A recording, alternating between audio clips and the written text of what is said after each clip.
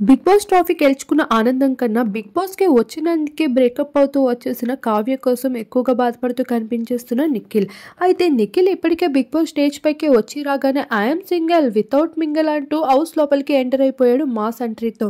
అటువంటి నిఖిల్ మంచి ఫామ్‌లో కనిపిస్తాడు అనుకుంటే రోజురోజుకి బాగా డల్ అయిపోవడం, విపరీతమైన నిందలు, అపార్థాలతో అయితే తను లైఫ్ స్టైల్ బాగా మారిపోయింది బిగ్ బాస్ హౌస్‌లో.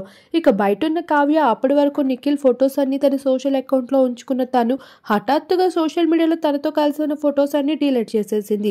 ఇక తను ఇండైరెక్ట్ గా అయితే నిఖిల్తో బ్రేకప్ స్టోరీని అనౌన్స్ చేసేసింది. అలానే కొన్ని పోస్టులను కూడా షేర్ చేసుకుంది నిఖిల్ కి విరుద్ధంగా. ఇక వీళ్ళ బ్రేకప్ ఖాయం అనుకున్నాం మనందరం. కాకపోతే నిఖిల్ మాత్రం బయటికి వెళ్ళాక కావ్యతో ఖచ్చితంగా కలుస్తా, తనని కాళ్ళ వెళ్ళ పడైనా తనని మళ్ళీ నా లైఫ్ లోపలికి తెచ్చుకుంటా అంటూ నిఖిల్ ఎంతో ఎమోషనల్ గా చెప్పాడు.